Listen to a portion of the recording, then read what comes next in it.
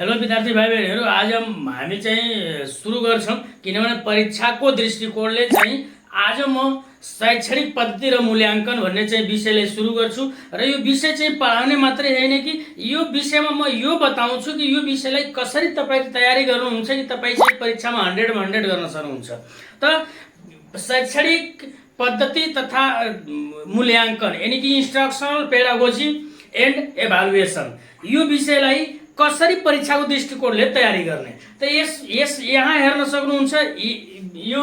यो विषयमा तपाईको चाहिँ 75 नम्बरको चाहिँ आउँछ, यानी कि पूर्णाङ्क चाहिँ तपाईको फुल मार्क चाहिँ 75 नम्बरको हुन्छ। बुझ्दै जानु सबै कुराहरू। पेपरको बारेमा पहिला म बताइदिरहेको छु कि पेपरमा कसरी आउँछ, के गर्ने अनि कसरी जाने, त्यसपछि त्यसको तरिका पनि बताउँछु, कस्ता खालका क्वेशनहरू आउँछन् पेपर पनि यहाँ राखिदिएको छु। यो भिडियोलाई अन्तसम्म हेर्नु होला। यो चाहिँ तपाईको नयाँ पाठ्यक्रममा आधारित चाहिँ तपाईको सिडसी यानी कि चाहिँ के अरे पाठ्यक्रम विकास केन्द्रले जुन परीक्षा बोर्डले जुन पेपर तयार गरेको छ त्यो पेपर पनि म यहाँ राखिदिएको छु। त्यो पेपरलाई सबै हेर्नु होला र सबै प्रश्न नोट गरेर राख्नु होला र त्यही अनुसार तपाईको चाहिँ एक्ज्याक्ट त्यसमाको पनि पर्छ तर त्यही अनुसार चाहिँ हुबहु परीक्षामा आउँछ, त्यो हेर्नु होला। यानी कि यो आजको सेसनमा how to preparation for instructional pedagogy and evaluation in +2 exam जुन चाहिँ तपाईको चाहिँ 26 गतेदेखि चाहिँ छ, त्यो 26 गते हुने परीक्षामा कक्षा 12 का विद्यार्थीहरूले यो विषयलाई कसरी तयार गर्ने यति कम समयमा यी कुराहरूको आइडिया म दिन्छु। त्यसमा टोटल 75 पूर्णाङ्क हुन्छ र 3 खण्डमा प्रश्नहरूलाई विभाजन गरिएको हुन्छ। पहिलो खण्डमा यानी कि क खण्डमा तपाईको चाहिँ एकदम भेरी सर्ट चाहिँ एन्सर वाला क्वेशनहरू आउँछन्, यानी कि एक लाइनमा 2 लाइनमा चाहिँ एन्सर लेख्ने। यानी कि यहाँ चाहिँ 11 वटा चाहिँ क्वेशन हुन्छ र सबैको मार्क 1-1 नम्बरको हुन्छ, यानी कि 11 नम्बर। यानी कि समूह क मा 11 वटा प्रश्न, प्रत्येकको 1-1 नम्बर। त्यसपछि सर्ट एन्सर समूह ख मा चाहिँ जानुहुन्छ भने सर्ट एन्सर, यानी कि यो भन्दा अलिकति ठुलो कम्तीमा चाहिँ आधा पेज वा 1 पेज जति लेख्ने खालको। यहाँ तपाईको चाहिँ 8 वटा प्रश्न हुन्छ र एउटा प्रश्नको मान चाहिँ 5 नम्बर हुन्छ। यानी कि एउटा प्रश्न उत्तर सही तरिकाले लेखिदिनु भयो भने 5 नम्बर पाउनुहुन्छ। त यहाँ भइहाल्छ 40 नम्बर। त्यसपछि समूह ग मा तपाईको चाहिँ प्रश्न संख्या जम्मा चाहिँ तपाईको चाहिँ के अरे 3 वटा हुन्छ र एउटा प्रश्नको उत्तर लेख्नुहुन्छ भने 8 नम्बर पाउनुहुन्छ। यानी कि 8 नम्बरको चाहिँ यो हुन्छ 8 तिरिक्यु 24 नम्बर। यसरी चाहिँ हुन्छ। अब यसमा चाहिँ 3 वटा तपाईहरुलाई चाहिँ अथवाको प्रश्न पनि दिन्छ। एउटा यसमा पनि दिन्छ 22 नम्बरको क्वेशनमा, यानी कि 1 देखि 22 वटा प्रश्नहरू हुन्छ। 22 नम्बरको क्वेशनमा चाहिँ अथवा हुन्छ, त्यसपछि 13 नम्बरको क्वेशनमा हुन्छ, त्यसपछि 17 वा 18 नम्बरको क्वेशनमा एउटा अथवा चाहिँ दिएको हुन्छ। अब यो 3 घण्टा यानी कि टाइम तपाईले कति लगाउनु पर्छ? 3 घण्टा। 3 घण्टामा चाहिँ लेखिसक्नु पर्छ। 3 घण्टामा सम्पूर्ण प्रश्नहरू यानी कि 22 वटै प्रश्नको उत्तर 3 घण्टाको भित्र लेख्नु पर्छ। अब कुन प्रश्नलाई कति टाइममा चाहिँ लेख्ने त जस्तै यो 1-1 नम्बरको जुन समूह क को छ, यो 1 नम्बरको क्वेशन जुन छ यानी कि लेख्नुहुन्छ भने 1 नम्बर पाउनुहुन्छ भने यसलाई चाहिँ तपाई चाहिँ परीक्षामा कति टाइममा चाहिँ लेख्ने भने 1.9 मिनेट प्रति क्वेशन भनेको छ। यानी कि लगभग 1.9 मिनेट यानी कि लगभग 2 मिनेटको भित्र चाहिँ यो 1 नम्बरको क्वेशन वालाको एन्सर दिइहाल्नुपर्छ एउटा प्रश्नको। यानी कि यसमा चाहिँ 11 वटा क्वेशन छ भने यो चाहिँ समूह क को चाहिँ टोटल चाहिँ कति लगाउनुस् भने 20 मिनेट। 20 मिनेटमा समूह क का सम्पूर्ण प्रश्नहरू 11 वटै प्रश्नहरूको उत्तर तपाईले दिनुपर्छ। त्यसपछि समूह ख मा चाहिँ 8 वटा प्रश्नहरू हुन्छन् र समूह ख को चाहिँ यो 8 वटा प्रश्नमा एउटा प्रश्नको उत्तर तपाईले चाहिँ कति टाइममा चाहिँ दिनुपर्छ त एउटा प्रश्नको उत्तर चाहिँ 11.7 मिनेट भित्र चाहिँ लेखिसक्नु पर्छ। यानी कि यो समूह ख को, यानी कि समूह ख को टोटल चाहिँ टाइम म्यानेजमेन्टलाई हेर्ने हो भने 94 मिनेट। यानी कि 94 मिनेटमा समूह ख का 8 वटै प्रश्नहरूको उत्तर तपाईले चाहिँ लेखिसक्नु पर्छ। अब चाहिँ समूह ग मा तपाईको चाहिँ एउटा प्रश्नलाई चाहिँ कति मिनेट लगाउने एउटा प्रश्नलाई तपाईले 22 मिनेट लगाउनु पर्छ, यानी कि 22 मिनेटमा एउटा प्रश्नको उत्तर दिइहाल्नु पर्छ। यो जुन समूह ग मा प्रश्नहरू हुन्छन् यो लामो उत्तर आउने खालका हुन्छन् र यिनीहरूको उत्तर कम्तीमा 2 पेज 2.5 पेजको चाहिँ लेख्नु पर्छ यदि तपाई चाहिँ 8 नम्बर पाउने हो भने, अथवा कुनै त्यही प्रकारको छ भने अलिकति गहकिलो र आकर्षक र प्रश्नले मागे जस्तो चाहिँ एन्सर दिनुपर्छ। अथवा यसलाई चाहिँ तपाईले परीक्षामा समूह ग लाई तपाईले चाहिँ परीक्षामा 66 मिनेटको भित्र 3वटै प्रश्नको उत्तर तपाईले लेखिसक्नु पर्नेछ। यानी कि यसरी टाइम म्यानेजमेन्ट हो, यसरी क्वेशनहरुको विभाजन हो। अब यो विषयमा मुख्य गरेर चाहिँ जान्नु पर्ने के हो भने समान गाइडलाइन यहाँ दिन्छु म। यसपछि चाहिँ नेक्स्ट भिडियो चाहिँ जब आउँछ यो पेडागोजीको यानी कि शैक्षणिक पद्धति र मूल्याङ्कनको, त्यसमा चाहिँ विभिन्न तरिकाहरू, प्रश्नका एन्सरहरू, अनि कसरी प्रश्न गर्छ त्यसको एन्सर कसरी हुन्छ, त्यसका सिम्पल तरिकाले म तपाईहरुलाई चाहिँ बताउँछु। त यो च्यानललाई चाहिँ सब्स्क्राइब गरिहाल्नुस् तपाईहरु र चाहिँ लाइक गरिदिनुस् र आफ्नो साथीहरु पनि शेयर गरिदिनुस्। किनभने यदि सब्स्क्राइब गर्नु भएछ भने यी चाहिँ तपाईहरुको परीक्षासँग सम्बन्धित जति पनि विषयहरुको चाहिँ तयारीको लागि प्रश्न उत्तरहरू अथवा राम्रा टेक्निकहरू सिकाउँछु, तपाईले नोटिफिकेसन प्राप्त हुन्छ र तपाई तुरन्त चाहिँ थाहा पाउनुहुन्छ र हेर्न सक्नुहुन्छ। अन्यथा तपाई पछि पर्न सक्नुहुन्छ अथवा थाहा नपाएर तपाई कुनै क्वेशन चाहिँ छुट्न सक्छ। र तपाईको चाहिँ जबसम्म यानी कि 26 गतेसम्ममा तपाईहरुको परीक्षाकै दृष्टिकोणले चाहिँ तपाईहरुको तयारी गराउन यो चाहिँ क्लास म सञ्चालन गरिरहेको छु र यसमा चाहिँ तपाईको मुख्य विषयहरू यानी कि कम्पल्सरी सब्जेक्टलाई म टार्गेट गर्छु। र तपाईहरुको आफ्नै कुनै क्वेरी छ, कुनै त्यस्तो कुनै चाहिँ प्रश्नहरू छ भने तपाईहरु ग्रुपमा आउनुस् र ग्रुपमा मेसेज गर्नुस्, कमेन्ट गर्नुस् कि सर यो विषयको यो क्वेशनको एन्सर चाहिँ अलिकति सल्भ गरिदिनुस् भने म त्यो क्वेशनलाई तपाईहरुको भाषामा सजिलो तरिकाले चाहिँ बताउने प्रयास गर्छु। अब चाहिँ तपाईहरुको परीक्षामा कसरी पेपर आउँछ र त्यो पेपरमा कस्ता प्रकारका प्रश्नहरू हुन्छ ती प्रश्नहरूलाई हेरौं। त म यहाँ क्वेशन देखाइरहेको छु, पेपर एउटा देखाइरहेको छु, यो पेपरलाई हेर्नुस् त। हस् विद्यार्थी भाइ बहिनीहरू, अब चाहिँ म बोर्डमा सबै कुरा चाहिँ बुझाइसकेको छु तपाईहरु चाहिँ यस विषयलाई कसरी तयार गर्ने हो।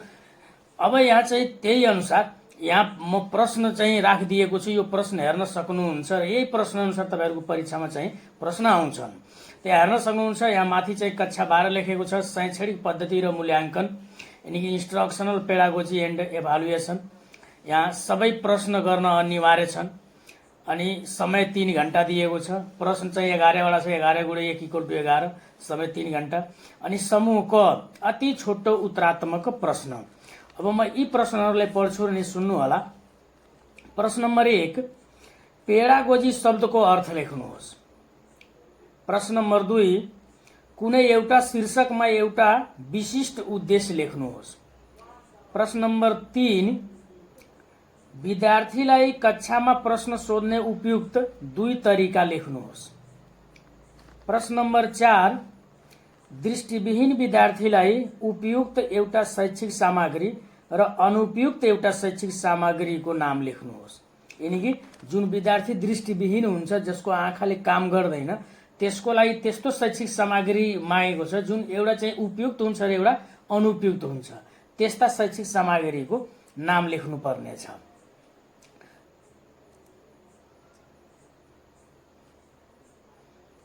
क्वेशन नम्बर 5 हेर्नुस् के छ, शिक्षण विधि र शिक्षण तरिका बीच एक भिन्नता लेख्नुहोस्। क्वेशन नम्बर 6, विद्यार्थीको व्यवहारमा आएको परिवर्तनलाई मात्रात्मक रूपमा अंक दिने र तिनको व्यवहारको प्रगतिको लेखाजोखा गर्ने कार्यलाई के भनिन्छ। अब प्रश्न नम्बर 7, उत्तर पुस्तिका परीक्षणमा एउटा परीक्षक र अर्को परीक्षकले दिने अंकमा घटी बढी हुन सक्ने र अंक हेरफेर नहुने किसिमका प्रश्नलाई के भनिन्छ। प्रश्न नम्बर 8 हेर्नुस्, कक्षा 6 को परीक्षाका लागि आन्तरिक मूल्याङ्कन गर्दा देखिने कुनै 2 वटा सबल पक्ष लेख्नुहोस्। र प्रश्न नम्बर 9, प्रश्नको कठिनाई स्तर कति हुनु उपयुक्त हुन्छ र किन। प्रश्न नम्बर 10, विषयगत प्रश्नको अङ्कन प्रक्रियामा सुधार गर्ने दुईवटा तरिकाहरू उल्लेख गर्नुहोस्। म फेरि रिभिज गरिदिन्छु। विषयगत प्रश्नको अङ्कन प्रक्रियामा सुधार गर्ने दुईवटा तरिकाहरू उल्लेख गर्नुहोस्। प्रश्न नम्बर 11 यानी सर्ट क्वेसनको अन्तिम प्रश्न, एकीकृत पाठ्यक्रम अनुसार हाल नेपालमा कुन मूल्याङ्कनमा जोड दिएको छ? यसरी जो चाहिँ एक एक नम्बरवाला प्रश्नहरू थिए। अब समूह ख मा जाम। अब समूह ख मा हेर्न सक्नुहुन्छ 8 वटा प्रश्न हुन्छ र प्रत्येक प्रश्नको चाहिँ 5-5 नम्बरको एउटा प्रश्न हुन्छ र यहाँ 12 नम्बरदेखि चाहिँ 19 नम्बरसम्म यो समूह ख हुन्छ। त यहाँ प्रश्नमा पढिदिन्छु 12 नम्बर। शिक्षाको अर्थ स्पष्ट गर्दै शिक्षण र सिकाइ बीचको सम्बन्ध देखाउनुहोस्। प्रश्न नम्बर 13, कक्षा 3 को कुनै विषयको एउटा पाठ छान्नुहोस् र उक्त पाठको उद्देश्य र पाठको कक्षा सुरु गर्ने तरिका उल्लेख गर्नुहोस्। अथवा यहाँ हुन्छ, म सुरुमै भनेछु बोर्डमा, अथवा प्रारम्भिक कक्षाहरूमा कक्षा शिक्षण व्यवस्थापन किन उपयुक्त हुन्छ स्पष्ट गर्नुहोस्। प्रश्न नम्बर 14, विद्यालय वरिपरि पाइने शिक्षण सिकाइका लागि उपयुक्त हुने दुईवटा सामग्रीहरूको नाम लेख्नुहोस् र तिनको कक्षामा प्रयोग गर्ने तरिका पनि वर्णन गर्नुहोस्। यानी कि विद्यालय वरिपरि जुन चाहिँ सिकाइको लागि शैक्षिक सामग्री उपलब्ध हुन्छ त्यो शैक्षिक सामग्रीको नाम लेख्ने र त्यसको चाहिँ प्रयोग कसरी गर्ने त्यो पनि यहाँ बताउनु पर्छ। क्वेशन नम्बर 15 हेर्नुस्, मूल्याङ्कन भनेको के हो? विद्यार्थीको सर्वाङ्गीण विकासको उद्देश्यको सन्दर्भमा शैक्षिक प्रगतिको अवस्था कसरी मूल्याङ्कन गर्नुपर्छ वर्णन गर्नुहोस्। यो प्रश्नलाई फेरि सुनिहाल्नुस्। मूल्याङ्कन भनेको के हो? विद्यार्थीको सर्वाङ्गीण विकासको उद्देश्यको सन्दर्भमा शैक्षिक प्रगतिको अवस्था कसरी मूल्याङ्कन गर्नुपर्छ वर्णन गर्नुहोस्। अथवा यसको दिएको छ अरमा के छ? विद्यार्थीको सिकाइको आधारभूत पक्षको मूल्याङ्कन गर्नका लागि मूल्याङ्कनका कस्ता विधि उपयुक्त मानिन्छ? छोटकरीमा तर्कसहित प्रश्न गर्नुहोस् भनेको छ। र प्रश्न नम्बर चाहिँ 16 हेर्न सक्नुहुन्छ, लेटर ग्रेडिङ निर्देशिका 2078 अनुसार विद्यार्थीको उपलब्धि मूल्याङ्कन गर्ने तरिका लेख। फेरि एकचोटि प्रश्नलाई चाहिँ म रिपिट गरिदिन्छु। 16 नम्बर, लेटर ग्रेडिङ निर्देशिका 2078 अनुसार विद्यार्थीको उपलब्धि मूल्याङ्कन गर्ने तरिका लेख्नुहोस्। क्वेशन हेर्नु 17 नम्बर स्क्रिनमा, एकजना विद्यार्थीको अनुशासन सम्बन्धी व्यवहार मूल्याङ्कन गर्नका लागि क्रममापक यानी कि रेटिङ स्केल कोष्टमा छ हेर्न सक्नुहुन्छ को प्रयोग कसरी गर्नुहुन्छ उदाहरण सहित लेख्नुहोस्। यो प्रश्नलाई फेरि सुन्नुहोस्। एकजना विद्यार्थीको अनुशासन सम्बन्धी व्यवहार मूल्याङ्कन गर्नका लागि क्रममापक यानी कि रेटिङ स्केलको प्रयोग कसरी गर्नुहुन्छ उदाहरण सहित लेख्नुहोस्। प्रश्न नम्बर 18 सुन्नुहोस्, सिकाइका लागि परीक्षा भन्ने अवधारणा राम्रो देखिन्छ। यस किसिमको अवधारणालाई वास्तविकतामा रूपान्तरण गर्न के गर्न सकिन्छ सुझाव दिनुहोस्। प्रश्नलाई फेरि सुन्नुहोस्, सिकाइका लागि परीक्षा भन्ने अवधारणा राम्रो देखिन्छ। यस किसिमको अवधारणालाई वास्तविकतामा रूपान्तरण गर्न के गर्न सकिन्छ सुझाव दिनुहोस्। प्रश्न नम्बर 19 हेर्नुहोस्, नेपालमा कार्यान्वयन गरिएको निरन्तर मूल्याङ्कन पद्धतिका कमजोरीका कारण औल्याउनुहोस्। यानी कि यो भन्दा पहिला नेपालमा निरन्तर चाहिँ मूल्याङ्कन प्रणाली अपनाइएको थियो, त्यसको के कमजोरी हो भन्ने सोध्यो जा। फेरि सुन्नुहोस्, नेपालमा कार्यान्वयन गरिएको निरन्तर मूल्याङ्कन पद्धतिका कमजोरीका कारणहरू औल्याउनुहोस्। यस पद्धतिमा सुधारिएका उपाय के हुन सक्छन् उल्लेख गर्नुहोस्। यानी कि कुन कुरालाई यसमा चाहिँ सुधार गरिएको गर्न सकिन्छ त्यो चाहिँ उल्लेख गर्ने हो। समूहमा हेर्न सक्नुहुन्छ स्क्रिनमा लामो उत्तरात्मक प्रश्न। यसमा 3 वटा प्रश्न हुन्छ र 8-8 नम्बरको हुन्छ, यानी कि 24 नम्बरको। एउटा प्रश्न लेख्नुहुन्छ भने 8 नम्बर पाउनुहुन्छ। त 20 नम्बर प्रश्नमा पढ्छु, पाठ योजना बनाउँदा ध्यान दिनुपर्ने कुरा मध्ये कक्षामा गरिने शिक्षणका 3 वटा चरणहरू के हुन्? तिनको प्रयोग गर्ने तरिकाको उदाहरण सहित व्याख्या गर्नुहोस्। यो प्रश्नलाई बुझेर उत्तर दिनु होला किनभने 8 नम्बरको छ। प्रश्न नम्बर 21 सुन्नुहोस्। सहयोगात्मक सिकाइका रणनीतिहरू वा तौर तरिकाहरू के हुन सक्छन्? तिनको कक्षामा प्रयोग गर्ने तरिका उदाहरण सहित व्याख्या गर्नुहोस्। नम्बर 22 सुन्नुहोस् स्क्रिनमा।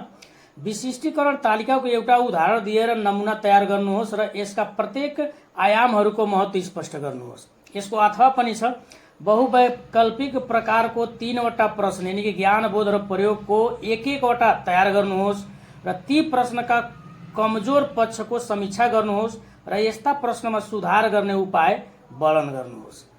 यानी कि तपाईले चाहिँ एउटा चाहिँ प्रश्न बहुवैकल्पिक प्रकारको 3वटा प्रश्न तयार गर्ने हो र त्यो 3वटा चाहिँ एउटा ज्ञानबाट हुनु पर्यो, एउटा बोधबाट हुनु पर्यो र एउटा प्रयोगबाट हुनु पर्यो र त्यो 3टै प्रश्नको चाहिँ कमजोरी पक्ष कुन हो यानी कि कमजोर पक्ष कुन हो र त्यसलाई त्यसमा के कस्तो कसरी सुधार गर्न सकिन्छ।